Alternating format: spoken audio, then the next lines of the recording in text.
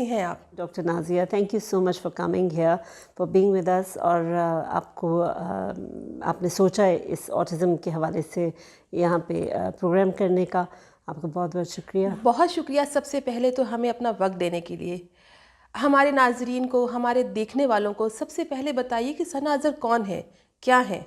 जी, सना अज़हर कौन है? Sana Azhar is basically I'm from KPK, Khyber Pakhtunkhwa, and I'm a mother of an autistic child. Peshawar convent से मेरी education रही है। Then I started my business studies, वो मैंने कंप्लीट किया और उसके बाद फिर मैंने सोचा कि अपनी non profit organisation Pakistan Autism Health Sciences and Research Foundation को बनाऊं। तो फिर मैंने उससे एक नई ज़िंदगी की शुरुआत की। ऑटिज़म क्या है? ये कोई बीमारी है, कोई नफ्सियाती मसला है, या इसका जो ताल्लुक़ है वो हमारी ज़िंदगी के किस हिस्से से है? जी, autism basically it's a lack of communication. एक दूसरे से बातचीत, एक दूसरे की तरफ देखना, इसमें कमी होती है लोगों में, वो कर नहीं पाते हैं। बच्चे हैं, बड़े हैं, ये सिर्फ बच्चों में नहीं है कि हम हर वक्त पाकिस्तान में बोलते हैं बच्चे बच्चे बच्चे, बच्चों में नहीं है, ये बड़ों में भी पाई जाती है। और उसके अलावा एक दूसरे से बातचीत करना, तो वो एग्जैक्ट वैसे ही नहीं करते हैं, रिपीट करते हैं बातों को, बार बार दोहराते हैं बातों को। मुश्किलात का अंदाज़ा नहीं होता उनको कि अगर हम रोड क्रॉस कर रहे हैं तो उसमें कैसी मुश्किलात पाई जाती है, मुझे रुकना है गाड़ी के लिए, क्या करना है। तो इस तरह के प्रॉब्लम्स उनको आते हैं। डेली जो एक उमूर ज़िंदगी जिसको हम कहते हैं, काम करने हैं, उनका उनको नहीं पता होता कि हम कैसे काम करें, हम कुकिंग करें, हमने कपड़े इस्त्री करने हैं। जो बड़े हो जाते हैं उनके साथ काम नहीं होता, तो वो फिर बड़े भी वैसे ही रह जाते हैं, तो माजूर बाद में हो जाते हैं, जिनको हम कहते हैं माजूर हो गए। लेकिन माजूरी रोकी जा सकती है, मगर लोगों को पता नहीं है कि ऑटिज़म एक्चुअली है कैसा, उसकी क्या वजूहात होंगी, उसके क्या इश्यूज़ हैं। डिसेबिलिटी की जब हम बात करते हैं तो हमारे जहन में मुख्तलिफ़ किस्म की माजूरी आती है, डिसेबिलिटीज़ आती हैं, ज़हनी, जिस्मानी। मैं आपसे थोड़ा सा इन्फॉर्मेशन चाहूँगी यहाँ पर, चूँकि आप इतने बड़े कॉज पे काम कर रही हैं। ऑटिज़म और माजूरी, जो आम माजूरी जो हम लोग जिसको समझते हैं, ये एक ही चीज़ है या दो मुख्तलिफ़ पार्ट्स हैं हमारी लाइफ के, और इनको हम इकट्ठा रख सकते हैं या एक साथ ही ट्रीट किया जा सकता है? नहीं, इन दोनों में बहुत डिफरेंस है, आम माजूरी में और ऑटिज़म में। ऑटिज़म एक डिसऑर्डर है, एक डिफरेंट इंसान है, डिफरेंट ब्रेन थिंकिंग रखने वाला है, डिफरेंट तरीके से काम सीखने वाला है, और सोच उसकी बहुत डिफरेंट होती है, एजुकेशन उसकी बहुत डिफरेंट तरीके से होती है, उसके लिए एक अलग से सिस्टम बनाया जाता है। ये बेसिकली माजूरी को में डाल दिया, उसको इकट्ठा कर दिया। जहनी प्रॉब्लम्स के साथ लोग जो होते हैं, जिसको हम मेंटल हेल्थ कहते हैं, वो भी बिल्कुल मुख्तलिफ है, वो एक अलग चीज़ है। फिर जो फ़िज़िकल डिसेबिलिटी जिसको हम माजूरी बोलते हैं, हाथ पैर की माजूरी, जिस्मानी माजूरी, वो एक अलग है बिल्कुल, वो उनका सिस्टम बिल्कुल अलग होता है। ऑटिज़म बहुत अलग है, वो एक इंसान है डिफरेंट बिहेवियर्स के साथ, डिफरेंट सोच के साथ। एक ऐसा बच्चा मोहम्मद, माशाल्लाह आपके बेटे से मेरी मुलाकात भी रही है, ऐसे बच्चे को ब्रॉट अप करना और उसको माशाल्लाह से इतना मेंटेन रखना, फिर इतने बड़े कॉज पे आप काम कर रही हैं, एक एनजीओ आपने बनाई, और if I am not wrong तो शायद ये पाकिस्तान में अपनी नौयत की एक ही ऐसी एनजीओ है जो काम कर रही है। तो एक ख़ातून होते हुए, एक आपकी अपनी पर्सनल लाइफ भी है, आपकी चीज़ें भी हैं, और आपको पता है एनजीओ चलाना बहुत ईजी नहीं है पाकिस्तान में। कितनी मुश्किलात हैं, लोग समझते हैं, बात सुनते हैं। क्या आपकी एनजीओ का इस्तेमाल सिर्फ महज तस्वीरें खिंचवाने तक तो नहीं होता, या लोग आपके साथ ताउन भी करते हैं, आपको सुनते भी हैं और इसका कुछ आपके साथ हेल्प करने के लिए खड़े भी होते हैं?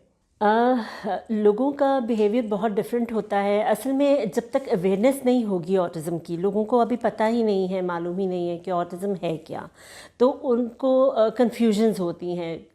इंसान तो तब किसी के साथ खड़ा होता है, अब अगर एक डिसेबिलिटी साइन है, व्हील चेयर का साइन, तो लोगों को पता होता है हाँ ये व्हील चेयर है, इसको हमने कैसे सपोर्ट करना है, इसको हमने व्हील चेयर देनी है, इसके लिए हमने बेड रिटर्न है, इसके लिए हमने बेड प्रोवाइड करना है, ये चीज़ें होती हैं।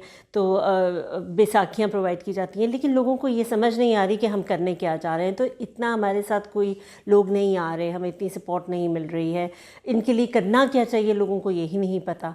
تو اس میں ہمیں کافی مشکلات ہیں، اور میں چاہوں گی کہ لوگ آئیں، ہمارے سینٹر میں بھی آئیں، دیکھیں سب کچھ کہ اصل میں آٹزم ہے کیا اور ان کو سپورٹ کیوں اور کیسے کرنی ہے، وہ پھر ہم ان کو سمجھائیں گے۔ این جی او کو چلانا، اتنے بڑے کاز پہ کام کرنا، ڈفرینٹ میٹنگز اٹینڈ کرنا، لوگوں سے ملنا، اور خاص طور پہ سماجی اور سیاسی شخصیات سے ملتے ہوئے، if I am not wrong, تو بہت وقت کا ضیاع ہوتا ہے۔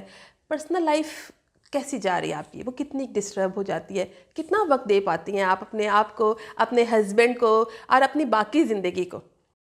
پرسنل لائف تو کہہ لیں ہماری وہ رہی ہی نہیں ہے۔ ہماری پرسنل لائف ہماری یہ اپنی نان پروفٹ آرگنائزیشن ہے، ان بچوں کے ساتھ کام کرنا ہے، کیونکہ being a mother it's my 24/7 job, میری 24 گھنٹے یہی ایک جاب ہوتی ہے۔